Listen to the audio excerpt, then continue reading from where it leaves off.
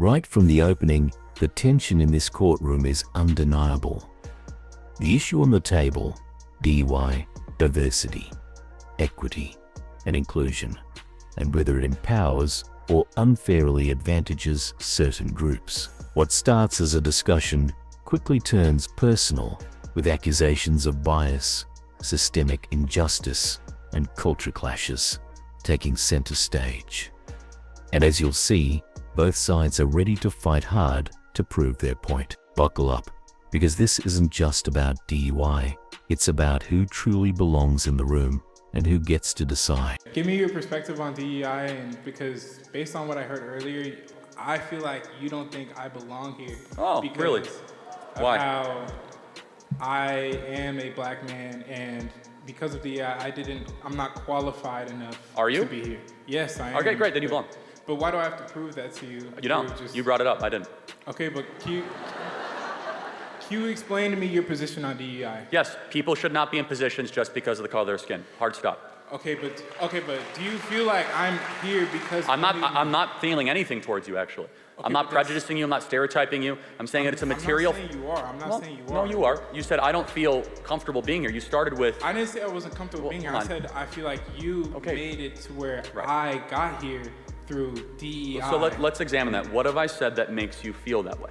When you mentioned how DEI is only just putting people of color and marginalized groups in spaces, even if they're not so correct. Qualified. That's exactly what DEI does. But that's not all that it does. You're categorizing it as something it isn't. No, that's exactly that is the charter mission. That's not all. Okay, that it so does. diversity, equity. So equity is outcome based. It's about making people who are of different skin colors have the same outcome, regardless whether or not they are qualified. The best example we have of this is the Students for Fair Admission Harvard Supreme Court case, where black students, they could have a SAT score 300 points lesser than the Asian equivalent and still get into Harvard. That is DEI in practice. I believe when you're hiring for an organization or for a company or for whatever you are doing, you should prioritize merit and character, and race should mean nothing. We should build around things that matter and not things that don't matter. Okay, but you have to also take into the fact that black people have only been able to completely legally be able to make profit for themselves for around 60 years. And this is, no, since segregation ended in 1965 and the Equal Rights Act in 1965, so what you're telling, there's not. How did that, so let's talk about you. How did that impact you? How did something that happened 60 years ago impact your life? It impacts me all the time. How? What do you, okay. You're at Texas A&M, you're doing great. Okay, yes, sure, yeah. So aren't you a living example that all that's a bunch of nonsense and you could just act good and behave well and succeed? But there's also living examples of the exact opposite. If you look in the impoverished neighborhoods in certain parts of Chicago or St. Louis, there's black communities being thrown aside because they're not getting education. Thrown aside? Okay, yes, so I think we can get somewhere. Why have the black community gotten poorer since the passage of the Civil Rights Act? Tell me that. Because of the way the culture has been perpetuated through the years. Hold on, think about it. So they were richer when we were segregated and more racist. America's become less racist. What about Tulsa? Yeah, no one's gonna defend what happened in Tulsa, again, but let's talk, we're talking about a lot of different cities. We're talking about Chicago, Tulsa, but let's, again, this is a very important point. Do you think the fact that 70% of black youth don't have a dad around is probably pretty important? That's because of the culture. So respectfully allow me to interject. How does the white culture impact the fact whether or not a black dad stays around when he impregnates a woman? I'm not saying it's the white culture. What is it? The culture that has been perpetuated through the 200 years of slavery, the 100 years of segregation, and Jim Crow laws. The marriage, so I gotta interject again, I'm sorry, I don't mean to interrupt too much. But in 1960, before the Civil Rights Act, 20% of black youth had a dad around. Now it's, 20% were single fathers, 80% had a dad around. It's been inverted. So we actually have seen black dads run away from their kids the last 60 years. Why is that? Because of the raised incarceration rates, because of the perpetuated culture. So how does one go to jail?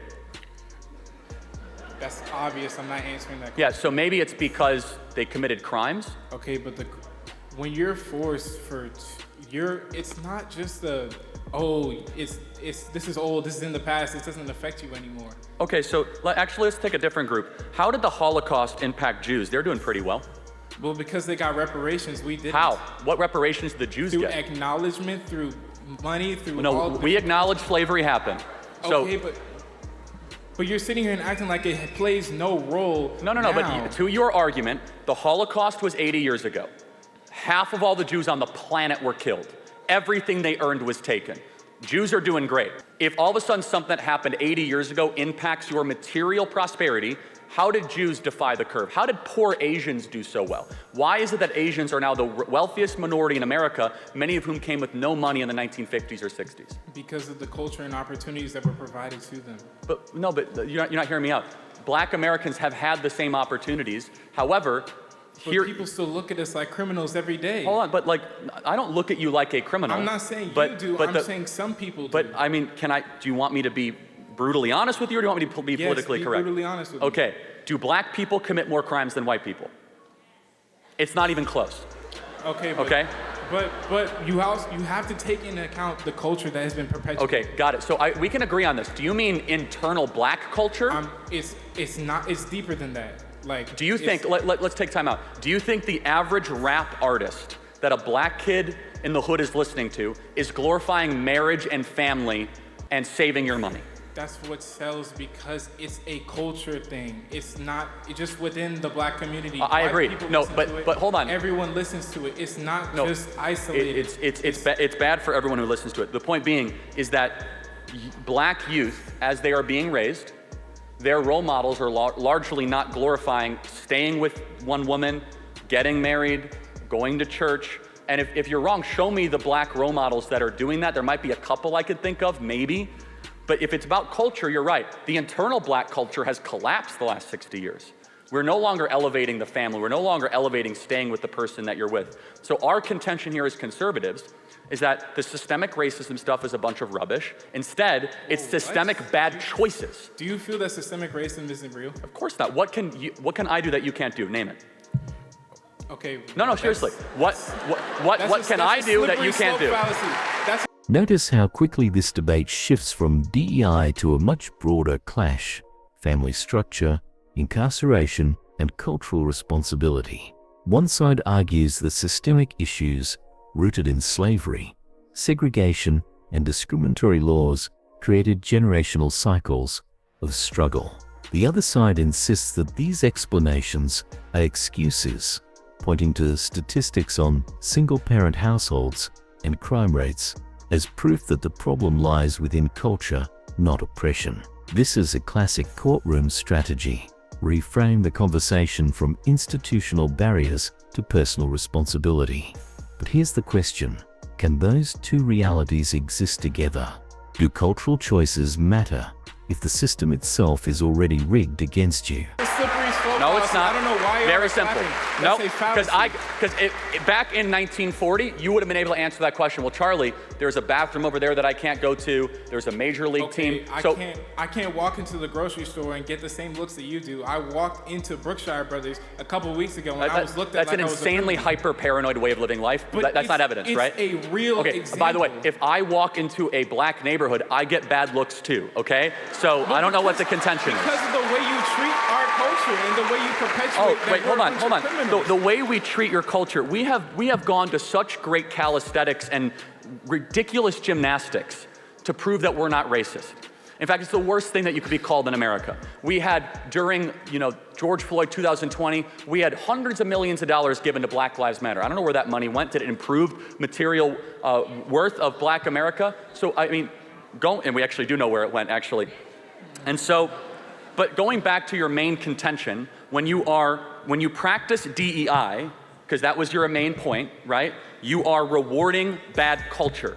You even acknowledge it. You are saying that someone should be there based on the color of their skin. We say skin color doesn't matter. If you want that position, work harder, study harder, and then you might be able to get that position. When we're forced into underfunded communities where schools are based off of property value, we can't Well, no, actually, we school can't- choice is now the law of the land here in Texas, Okay, so well, that's not correct. Secondly, do you just expect a single-parent home to pick up and move into some rich neighborhood? well, again, so let's go back to why are they the single-parent home? Because of the hundreds of years. Do you believe in the maxim or the belief that you should take responsibility for your decisions? It's not just one person's decisions. It's so much deeper than that. See, Why are you trying to? That's where you and I have a different belief. You believe in this. It's not. It's a fact. No, it's a belief. Again, you have to tell me then, why do Jews do so well? Holocaust didn't impact their material worth. How did Asians do so well? And by the way, even more so, why are Hispanics getting so much wealthier? If we were so racist, why are Hispanics all of a sudden gaining income the last 20 years? There's something. It's a difference in culture. I don't know why y'all are clapping. But it's a difference in culture. The way that each culture is treated is so vastly different in America. But again, you have to tell me, other than bad looks at the grocery store, how else is your future, you as a man in America, not a black man, how is your future somehow restricted by racism? My natural hair is seen as unprofessional when I go into an office or workplace. When I walk around in certain places, people just assume, like I've said earlier, the dirty looks. When people think you are automatically the worst of the worst solely because we don't think that. You've interrupted me like 10 times because now. you think you know what white people think, and you don't. I don't know what white people think. Then why do you keep on saying you know what white people think? Because I've seen it. I'm not you've saying seen our thoughts? I've seen what people have done to me and people who look like me around the world and in America. How? Again, you are, let's just make an example. You are here in the wealthiest country ever, yes, at an amazing university with all the opportunity imaginable in front of you. And all you want to do is look backwards at everything that prevented you when you are a glaring example that there is no systemic racism and you can actually achieve your wildest dreams. Whoa, I never said that. Hey, I'm not the only black person who exists out there. There's so many people who this culture is affecting to this day. Do you know black Americans are the richest black people on earth? You cannot find a black majority country or any country where black people have significant representation where they are as wealthy, because even the poorest people in America are in the top 5%, the top 2% of wealth around the world. And so my whole belief is stop acting like you're a victim and start making better choices. Not acting like a victim, whoa. Respect. This is not a victim mentality. No, it fundamentally is, because white people are not out to get you. There is nothing holding black people back. Let me say that again. There is nothing holding black people back. In fact, the opposite. You can get into colleges with lower test scores. But you could say things that white people can't say and not be fired for it.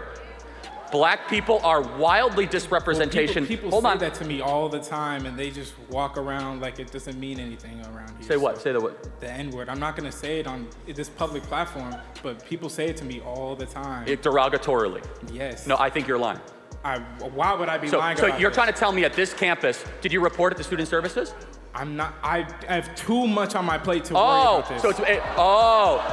So you're going to say at this campus, you're going to indict the moral character of Texas A&M. I'm not indicting the moral character of Texas A&M. Oh, yes, you are. You're saying that. I'm indicting the moral character of one person or a few people. Oh, well, now it's one. So you heard it all the time, and now it's one. Got it. So it's not okay. You're no, taking but me this out is of the point: is that context, I don't believe you, because now you resort back to a race hoax to make it seem as if the white kids on this campus are like racist and terrible. White kids. Oh, so was it a black guy that said it to you? I'm not.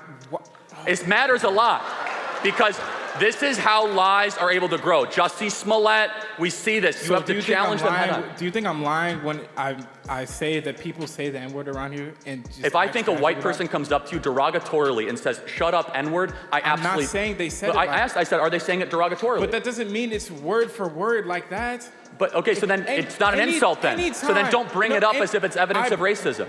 Because you brought the N-word up first. I didn't. No, I didn't. No. You specifically said, name me an instance of the N-word. No, I said black people can say things that white people can't say. Of course that's true. But that's automatically implying that one word. It's more than that. But let me just kind of build this out further. What is it then?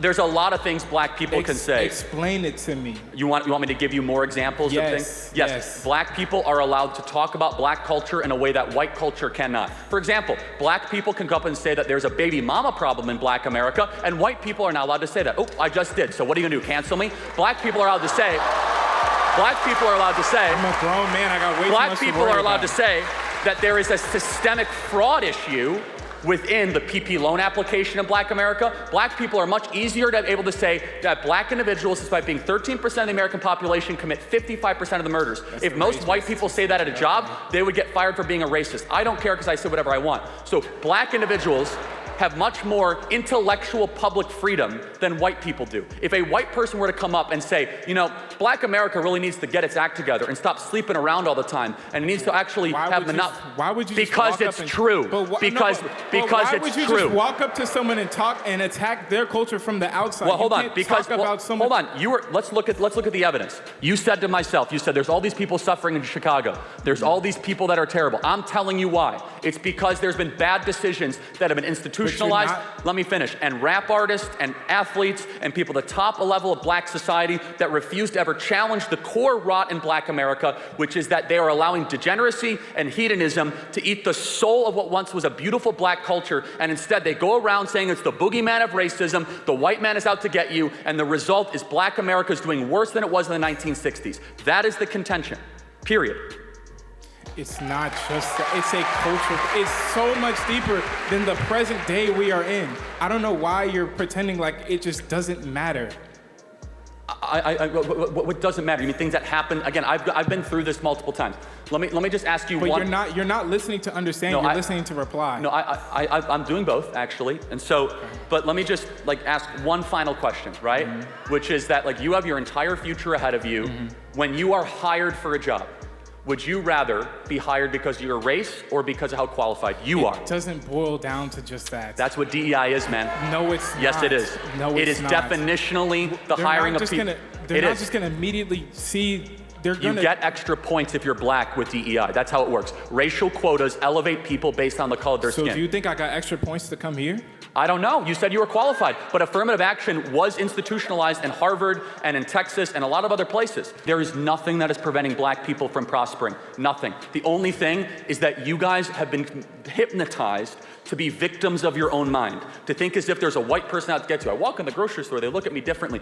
All that stuff is complete rubbish. The thing that is preventing you. Life experiences, you're just denying my experience I just shared to you in front of all these people. If you think that, okay, let me just be very clear. I know. America has come really far if your best example of racism is getting bad looks in a grocery store. We have made incredible racial moral progress. That's only my experience. There are so many other people out there. I'm happy to hear every example that they have. It boils down to this. We are not just a racist country, we are the least racist country ever to exist. We go out of our way not to be called the R word, to demonstrate that we aren't racist, to show to people that I have compassion for others and that I want to try to help people of different skin color. But at its fundamental core, I have to go back to this. I don't actually think skin color matters that much. I don't.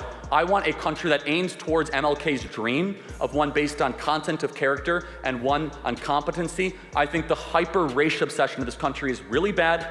It's really bad for everybody involved, including black America. And I would just ask you, what would you do to improve the material well-being of black America? What is your solution? Education. Okay, we've spent trillions of dollars on education. It's not trillions. You need to fundamentally change the system of education because there's not enough funding. Teachers are not paid enough anywhere. Let's be honest. We need to seriously fix our education, especially when public school education comes from property taxes. When you're in a low-income neighborhood, you're not gonna get high-income teachers. If you had to choose more money for education or more dads for black kids, what would you say? That goes hand in hand. Education goes into I agree. Family That's planning. why if we get more dads into homes, it starts solving the problem. No, education is what solves the problem. Well, hold on, but again, if you're just educating and there's not a dad at home reinforcing it, we've seen this play out. We see this in Chicago. In Baltimore, we've spent hundreds of billions of dollars in Baltimore, Chicago, Detroit. We have entire classes of kids that can't read at grade level. We have incredible examples of this, and it goes back to this. If you want to have a privileged life in America, very simple, start acting a certain way. Our belief system is that you come down to the most foundational family unit. And when that breaks down so severely, don't be shocked if that group, when it acts that way, stays in poverty over a longer period of time. Asians are incredibly loyally married. It's one of the reasons why Asian Americans do so well in this country. Hispanics do very well. White Americans increasingly are not doing as well. They also came here by choice too. My ancestors did not come here by choice, but so we don't have to go too far into that. We don't have to go into that. I want to get to the next question. Again, you should be kissing the ground because you're right. You didn't come here by choice, but why are you telling me to? Hold on, I'm telling you right now. You should be kissing the ground with gratitude because you're right. You are not in Africa, and you should be thankful you're not in Africa, that you're in the United States of America. That's my end of contention. Thank you very much. And there it is, the final clash over DA. One side sees it as a lifeline, leveling the playing field for communities historically left behind. The other views it as a crutch, rewarding identity over merit and ignoring accountability. This back and forth highlights not just the legal complexities, but also the raw human emotions tied to fairness, opportunity, and belonging. Whether you believe DA is justice or injustice, this debate forces us to confront tough questions about equality in America. So, what do you think? Should DA continue shaping our schools and workplaces, or has it gone too far? Let us know in the comments below, and if you found this case as intense as we did, make sure to hit that like button, share this video, and subscribe for more jaw-dropping courtroom breakdowns.